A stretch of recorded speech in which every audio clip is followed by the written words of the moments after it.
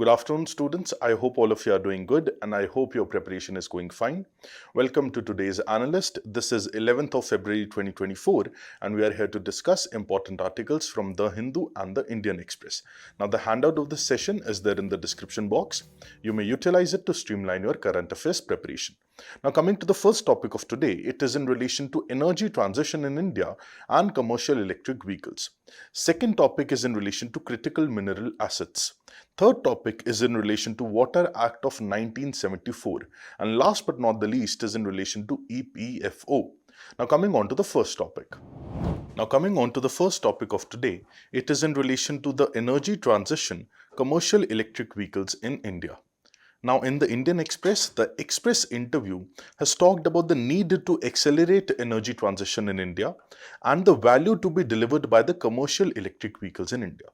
Now, in relation to our General Studies Paper 3, infrastructure, where the word energy has specifically been mentioned, conservation, environmental pollution, degradation and environmental impact assessment, that is environment and ecology, plus science and technology. In relation to all these subjects of our General Studies syllabus, this topic becomes very, very important.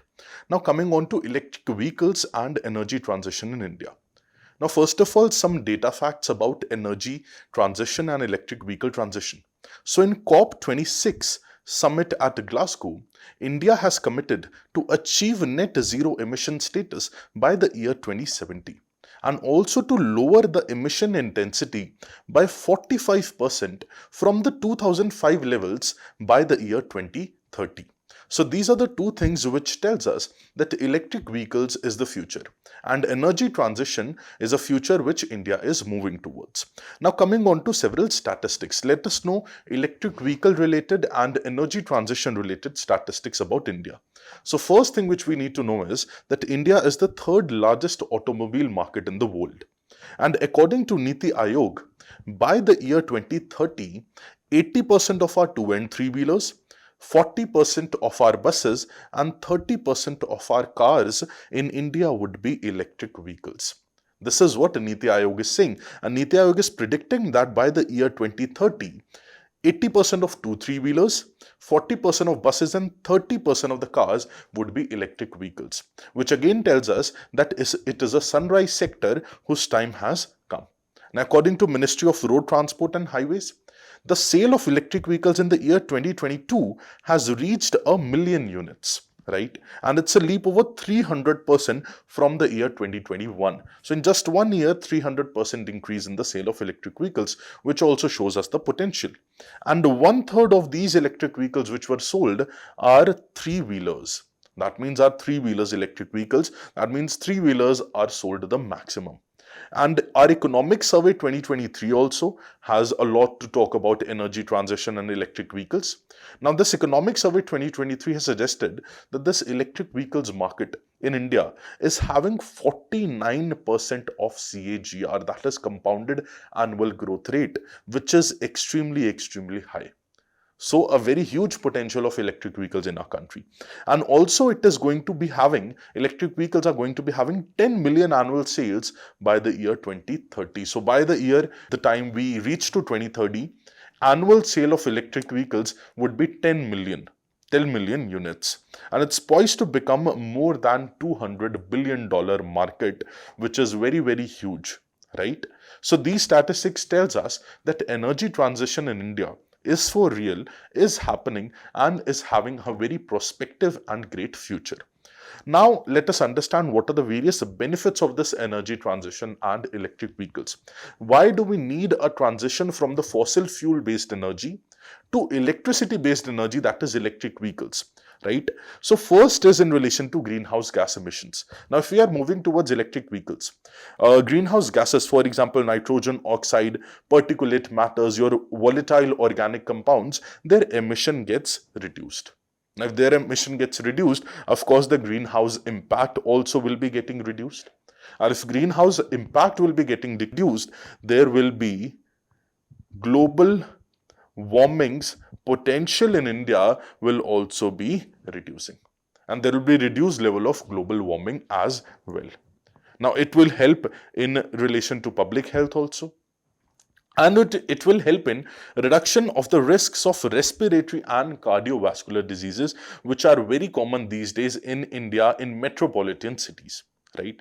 So it will help in reduction of these diseases as well, because emission of these greenhouse gases would be lowered down if we transition from fossil fuel based energy to electricity based energy. Now, in relation to energy security also, a lot of benefit EV offers to us. Now, what kind of benefits? First of all, it makes our electricity grid very resilient, which will be powered by a mix of energy resources rather than just being focusing on fossil fuels, petroleum, coal, right? Rather than just focusing on them, right? We are also now focusing on cleaner sources of energy, right? Also, it will reduce our vulnerability to the fluctuations of oil prices in the Middle East. So there, because of various wars, right, because of various instabilities in the Middle East, the oil price keeps on fluctuating because Middle East is the source of oil for us, right? So once the price are fluctuating, it impacts India's economy very heavily. But if we transition from fossil fuel based energy to EVs, right, we are also reducing our vulnerability in terms of these fluctuation of oil prices, and it will enhance our energy security also. So in relation to energy security, this transition is very important, and it will reduce our reliance on fossil fuel imports. I hope this is very, very clear to all of you. Now, in relation to technology and job creation, that is tech becoming advanced, becoming higher, and jobs being created more and more. Why? Because it will, first of all, EVs will benefit automotive sector. It will benefit the manufacturing sector. Now, if it's benefiting these sectors, if the sales are increasing day by day, year on year, if the compounded annual growth rate is 49%, the jobs created by this sector would also be very high, because they'll be demanding more and more labor, they'll be demanding more and more workers. Also, the technology which they are using, over the years it will also become advanced, so there will be huge emphasis on research and development as well. And it will also create various energy storages, grid stability, battery manufacturing will also get an impetus, and infrastructure will also be built, specifically your charging infrastructure. Now, if all these things are happening, of course, technology is being upgraded, it's becoming advanced, and jobs are being created because of this energy transition and promotion of commercial electric vehicles and personal use electric vehicles as well. Now, in relation to savings, of course, it will give us a lot of benefits, but one of the biggest benefit is savings. Now, savings in cost, saving in fuel, a lot of other dimensions. So there will be lower operating cost. In long run, for electric vehicles, the operating cost is lower. There is fewer moving parts, right? And it requires less maintenance as well as compared to your fossil fuel powered vehicles. So all of these are the benefits which suggests that transition towards electric vehicle is imperative, is very, very important, and should be done in a right way. Now let us understand what is the government policy in this regard. Now, the biggest government policy, or the most popular one, is your FAME Part 2. That is your faster adoption and manufacturing of electric and hybrid vehicles, stage 2. Now, what does it do? It provides a lot of subsidies, some tax rebates, and also preferential financing and exemption from road tax and registration fees for the companies who are involved in manufacturing of electric vehicles and hybrid vehicles. So in relation to this, all these benefits are being provided to manufacturers of these electric vehicles and hybrid vehicles. Now, if these benefits are provided, of course, the production is going to increase, and demand is also being created, so sales are also going to increase. Now, electric vehicles are also a part of our production linked incentive scheme, whereby the government says that if you incrementally increase the levels of production of electric vehicles in the market, you will be given several incentives. Now, that can be in the form of these only. It can be in the form of tax rebates, in the form of preferential financing, subsidies, and a lot.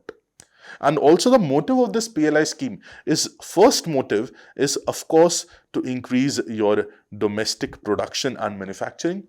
One more motive is to increase the level of exports of electric vehicles by India, right? So, of course, these things will be happening based on this PLI scheme. Now, government has also come up with a vehicle scrappage policy, whereby the old vehicles, diesel and petrol powered vehicles, will be scrapped and there will be a transition towards electric vehicles which will be pioneered by the government. Now, why would someone scrap their old vehicle and transition to electric vehicle? Because again, government is now providing incentive to the individuals also. So incentive to individuals in case they scrap their old vehicle and they transition towards electric vehicle, the incentives will be provided to them, right? So this all suggests what are the governmental policy, government stance in relation to this energy transition. Now, let us know some facts and figures. Now, the electric vehicles which have been registered in India since the year 2012 is crossing more than 9 lakh units, which is also a very, very huge thing, because we are trying to understand the electric vehicle landscape in India. For that, we need to know a lot of data points, right? And these data are, of course, till January of 2022. So till January of 2022, from the year 2012, more than 9 lakh units of electric vehicles have been sold, right? And standalone, more than 2,75,000 electric vehicles were sold in the year 2022. Now, by the year 2030, 14.8 million total EV sales are projected. So 14.8 million units of electric vehicles are expected by the financial year 2030. And also, if we talk about electric vehicles cab tariff, it is 14 per kilometer. So 14 rupees per kilometer is the average tariff of electric vehicle cabs. There are close to 350 or more than 350 electric vehicle manufacturers in India. There are more than 160 FAME approved models in India, that is faster adoption and manufacturing of electric vehicles and hybrid vehicles. And there are more than 1240 EV dealerships in India. Of course, now the number has increased because this data is of 2022. So all these things suggests us that electric vehicle landscape in India is on a high, it's improving, it's resilient and it's prospering as well. I hope this is very, very clear to all of you. Now, moving on to the second topic, which is again very important. It is in relation to critical mineral assets.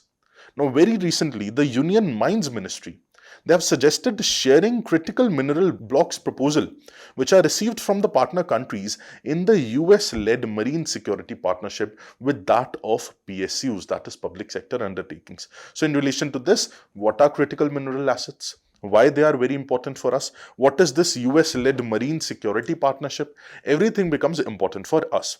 And also in relation to general studies paper 3 Indian economy, general studies paper 2 international relations, this topic becomes very, very important. Now let us talk about critical mineral assets. Now before talking about that, let me give you certain context. Now electric vehicles, we talked about electric vehicles at length, they require 6 times the mineral inputs with that of conventional cars. So conventional cars, the mineral inputs required by the conventional cars, 6 times than that is required by electric vehicles. Now offshore wind plants for wind energy, they require 13 times more this mineral inputs as compared to the gas-fired plants. Now, these critical mineral assets, why I'm telling you all of these things is because these critical mineral assets, they are very helpful in creating a resilient, secure energy system for any of the countries. And it also helps in decarbonizing energy system as well, which shows us the importance of these critical mineral assets in energy transition itself. For decarbonizing energy systems, for creating resilient and secure energy systems, the contribution of critical mineral asset is very, very high. Now the question, of course, in your mind is, what are these critical mineral assets? What are these critical minerals? So critical minerals are the set of minerals whose supply is very, very short, whose supply shortage is there, and there are risks associated with its impact on the economy, right? So there are supply shortages. So critical mineral assets, they are the minerals whose supply is short and whose impact on the economy is relatively higher than the other set of minerals or other raw materials. So they are very helpful for the economy. They are impactful in case of economy and their supply is less. We term those minerals as critical mineral assets. What are some examples you might ask? So certain examples are copper, lithium, nickel, cobalt, and rare earth elements. Now, why they are very important for us, I told you earlier as well, for developing clean energy technologies, they are very, very important. These critical mineral assets, they are used in your wind turbines, they are used in electricity networks and electric vehicles manufacturing. So for clean energy transition, which we discussed at great length in the previous topic, for that, this critical mineral assets become very, very important. Now, here is one word which we used. Of course, copper, you understand, lithium, you understand, nickel, you understand, cobalt, you understand. This rare earth elements, what are these rare earth elements? Now that might be a logical question in your mind. So these rare earth elements, first of all, these rare earth metals, they're also known as rare earth oxides or lanthanides. Now what are they? They're a set of 17 silvery white. Now understand, this is the characteristic. So it's a set of 17 silvery white soft heavy metals, right? So silvery white colored soft heavy metals, it's a collection of those 70 silvery white soft heavy metals. That is what your rare earth metals are. For example, your lanthanum, your cerium are certain examples of your rare earth metals. Now, why the word rare? Because of course their supply is also very, very short. And they are not found in the earth at abundance, but they are very, very rare. Right. Now let's understand what are the usages of these critical mineral assets, because these rare earth metals or rare earth oxides, as we say, they are also critical mineral assets, right? So what is the benefit and importance for us, where we can use them? Of course, we know for EVs and all we can use, but let us study in depth about the usage of these critical mineral assets. So critical mineral assets, for example, your lithium, nickel, cobalt, manganese, graphite, they are very essential for enhancing the battery performance in electric vehicles. Now these rare earth elements which we saw, they are important in permanent magnet creation, which are used in your electric motors and manufacturing of turbines. Your copper and aluminum, which is again critical mineral, they are used in electricity networks. Now, all these critical minerals, they are very essential in creation of or manufacturing of high performance electronic items. Also manufacturing of catalysts and magnets. So transition towards low carbon technologies, cleaner fuels, cleaner technologies, these critical mineral assets are used. They're also used in special metal alloys and glass, which always tells us that these critical mineral assets are very important for our overall economic performance, for our electronic EV related transition, our energy related transition. In relation to that, these critical mineral assets are very, very important. But now let us understand what are the various vulnerabilities associated with it. Why these critical mineral assets are vulnerable. So first vulnerability is associated with price volatility. Now we know that supply of these assets or minerals is very short. Now since supply is short and supply is also not very similar throughout, or it's not very uniform throughout. The supply is non-uniform, right? Sometimes it's high, sometimes it's low. Overall supply is less, but also it keeps on varying. So variance is there. If variance in supply is there, of course price variance will also be there and price volatility will exist. Now this impacts the security of supply chains as well. And if we talk about China, so 92% of the rare earth metal import by the value were sourced from China. Right. So we are heavily dependent on China for these rare earth metals, and US is also very heavily dependent on China. Now to reduce that dependence, to reduce these vulnerabilities which we saw, price volatility, supply chain volatility, over dependence on China, these are the three vulnerabilities: price volatility, supply chain volatility, and over reliance on China for these critical mineral assets. These are the three vulnerabilities. To solve these three vulnerabilities, there is a Mineral Security Partnership, that is MSP, which has been launched by United States. Now we understand what is the rationale of this Mineral Security Partnership. To correct these three vulnerabilities which we just saw. So this Mineral Security Partnership, what is it? It is a US-led collaborative initiative of 14 countries. And what is the aim of this? The aim is to catalyze public and private investment in this mineral supply chain globally. So creation of this critical mineral supply chain and making the supply chain more robust and making the supply chain more resilient, that's the purpose of this. That is the purpose of this Mineral Security Partnership. So it is a form of your critical minerals alliance, you might call it. Now, critical minerals, as we know, they are produced, processed, and recycled in a way that can help the countries to secure a stable supply chain of critical minerals for their economies. So, that is what the purpose of this mineral security partnership is, to make your supply chain strengthened, not to weaken the supply chain, but to strengthen the supply chain of these critical mineral assets, and also to weaken China's grip on the supply chains. Because China is having abundant resources of these critical minerals, right? But the purpose of this mineral security partnership is to weaken China's grip on supply of critical minerals worldwide, and to create a lot of alternatives other than China. That is the purpose of this mineral security partnership. Now, your cobalt, nickel, lithium, and 17 rare earth metals, which we saw, all are part of this mineral security partnership. I hope the mineral security partnership, the rationale is very, very clear in your mind. Now, let us understand the spread of these reserves, the spread of rare earth reserves in the world. Now, China, as we know, it is having the highest reserve to the tune of 44 million tons, these rare earth reserves. Vietnam is at the second position by 22 million tons of reserves. Third position is by Brazil, that is 21 million tons of reserves. Now, in India, it's close to 6.9 million tons of reserves. Right? In US, it is just 1.5 million tons of reserves. In Russia, it is close to 12 million tons of reserves. So here we saw that China is dominating a lot in the reserves of these rare earth metals and minerals, right? That is why China's impact on these rare earth minerals in the entire global economy is very, very high. Right? And that is why mineral security partnership is very important, because we want to reduce the impact of China and over reliance on China. We want to reduce the reliance on China, right? So I hope this spread of these critical minerals and the rare earth minerals in the world is very clear to you, and it's also very clear that what are these critical mineral assets, why they are very important, what is the usability of these assets, what is mineral security partnership, and what is the relevance for India in this sake. I hope now this is very, very clear to all of you. Now, moving on to the third topic of today, it is in relation to Water Act of 1974.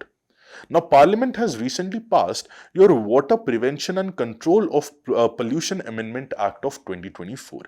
Now, in relation to General Studies Paper 3, Environment and Ecology, this Water Act of 1974 becomes very, very important. Now, first, let us know what are the various salient features of this Water Act. So, Water Act, of course, came into effect in 1974. What's the major aim? The major aim is to prevent pollution of water by industrial, agriculture, and household water.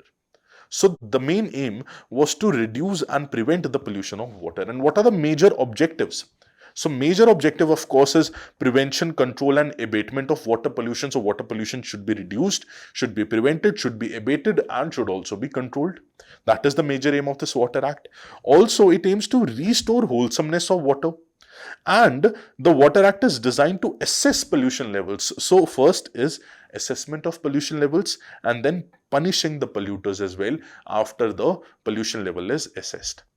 So, conservation, protection, control and abatement of water pollution, then restoration of the wholesomeness of water, then to assess the pollution levels and to punish the polluters. That is the major objective of this Water Act of 1974. Now, under this act, the central government and state government, they have set up pollution control boards. You must have heard of these names: Central Pollution Control Board, State Pollution Control Board, have been created in this act to monitor water pollution. I hope this is very, very clear to all of you. Now, the Water Act of 1974, along with the amendment which was made in 1978, it's a legislation with more than 60 sections for the preservation and control of water pollution. Right? And central and state boards, of course, CPSBs, Central Pollution Control Board, State Pollution Control Board, have been created under this act to prevent water pollution. Now, what is the role of these boards? So, this act empowers these boards, CPSBs and SPSBs, first to take water samples for analysis. So they can take water samples for analyzing them, analyzing the levels of water pollution.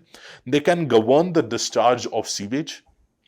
They can trade effluents, they can study or inspect appeals in relation to water pollution, they can revise various policies in relation to water pollution, they can set minimum and maximum penalty levels as well, publication of names of offenders, so they can publish the names of offenders also. Offenses by companies and government departments also comes under the jurisdiction of these CPSBs and SPSBs. I hope this is very clear to all of you. Now coming on to why this Water Act is in news of 1974. So this Water Prevention and Control of Pollution Act of 1974, it has been amended very recently, right? So now we have to understand that this Amendment Act of 2024, this Water Prevention and Control of Pollution Amendment Act of 2024, what is the major salient features of this amendment? What are the salient features of this amendment? What does this amendment talk about? Right. First is that the manner of chairman nomination of your state pollution control board, because which it comes under this act. So the manner of chairman nomination, that is the chairman of this SPCB, will be prescribed by central government. Now understand one thing, right? That chairman of SPCB, under this act, under this amendment act, the central government is saying that it will be prescribed by us only, by the central government only, that what will be the manner for nominating the chairman of the state pollution control board. Now central government itself, they might exempt certain categories of industries or plants for the application of section 25 under this act.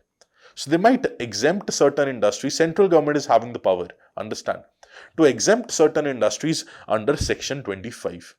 Now what is section 25? It restricts the new outlets and new discharges which might cause water pollution, right? So coming under the ambit of this act, central government might exempt certain industries that you might not come under this section of 25. So that is one change in this Amendment Act. Also, central government itself might issue some guidelines in relation to what? In relation to the matters related to the grant or a refusal or cancellation of consent by any state board for establishment of any industry. So central government might issue the guidelines that how the matters which are related to granting, refusing or cancelling of the consent by the state board for setting up new industries would be there. So if a industry is going to be set up, of course, state boards will have the assessing power, all those things. But in what manner they will grant, in what manner they will refuse, or in what manner they will cancel the consent of those new industries being set up, that will be, the guidelines will be given by the central government. That is under this Amendment Act. Also, it decriminalizes minor offences. So decriminalizing minor offences, also replacing it with monetary penalty in case there is continuation of contravention. So if the contravention, that is if the wrongdoing continues, in relation to that there will be monetary penalty. And there have been decriminalization of minor offences. So minor offences under this Water Act have been decriminalized now, and they have been replaced by a monetary penalty which they need to pay. Now coming to the adjudication of penalties, who will be adjudicating penalty? So there will be one adjudicating officer whose rank will not be less than that of Joint Secretary of Government of India or that of Secretary to the state government. So more than the rank of these officers or not less than the rank of these officers will be the adjudicating officer under this act. I hope this is also very clear to all of you. Now coming on to the punishment. Now in what cases punishment will be provided? Punishment in case of failure to comply with section 25 and section 26. Section 25 we already know, restrictions on new outlets and new discharges. Section 26 talks about existing discharges or discharge of sewage or a trade effluent. Right. So 25 is about new outlets and new sewage discharges. 26 is about existing discharge of sewage and trade effluents. So if there is a failure to comply with the guidelines provided under section 25 and section 26, there will be a punishment under this Water Act, the Amendment Act. And what will be the punishment? There might be a penalty which will be imposed. And the penalty imposed, it will be credited to your Environmental Protection Fund, which have been established under section 16 of Environmental Protection Act of 1986. So I hope the provisions in relation to this Water Prevention and Control of Pollution Amendment Act of 2024 is very, very clear to all of you. Now moving on to the last topic of today, again very, very important topic, that is your EPFO. Now, EPFO has recently recommended interest rate of 8.25% on Provident Fund deposits of 2023-2024. Now, in our General Studies Paper 2, statutory, regulatory and quasi-judicial bodies have been mentioned. So, in relation to that, this EPFO becomes very, very important. So, first question is, what is this EPFO? So, EPFO is Employees Provident Fund and Employees Provident Fund Organization, right? And it was made under this Employees Provident Fund and Miscellaneous Act of 1952. That is why it is a statutory body. Now, who's having the administrative control of this EPFO? Your Union Ministry of Labour and Employment is having EPFO's control. Now, what are the various structures of EPFO? First of all, it is administered by a body that is Central Board of Trustees, which is a tripartite body. So, Central Board of Trustees, that is your CBT, is the body which is administering the EPFO. Now, it includes this CBT, it includes the representatives of the government, which is both center and state. It includes representatives from employers and employees as well. And who's the chairman of this CBT, that is Central Board of Trustees? Your Union Minister of Labour and Employment. The Union Minister of Labour and Employment serves as the chairman of this CBT. Now, the Central Board of Trustees, they operate under three schemes which are administered by the EPFO. First is Employees Provident Fund Scheme of 1952. Next one is Employees Pension Scheme, EPS, of 1995. And next one is EDLI scheme, that is Employees Deposit Linked Insurance Scheme of 1976. Now, we'll be studying about this EDLI scheme a bit in the next slide, but these are the three schemes which have been operated by this Central Board of Trustees under your EPFO. Now, it is also a nodal agency for implementing bilateral social security agreements between the various countries. Social security agreements, which is the nodal agency in case of India, your EPFO, right? So, implementing bilateral social security agreements with the other countries on a reciprocal basis. Right? And what is the coverage of these EPFO schemes? As a scheme, it covers Indian workers also and international workers also, but in case of the countries with whom EPFO has signed bilateral agreements, in the cases of them, Indian workers and international workers both are included under the schemes of this EPFO. Now, let us for a minute understand the salient features of this EDLI scheme of 1976. Now, under your this Employees Deposit Linked Insurance Scheme, the maximum assured benefit, of course, insurance is provided.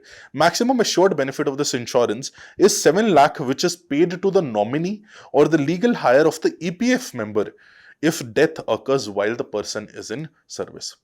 So, if death occurs while the person is serving, in that case, insurance amount to the tune of maximum of 7 lakh will be paid to the nominee or the legal hire of the EPF member.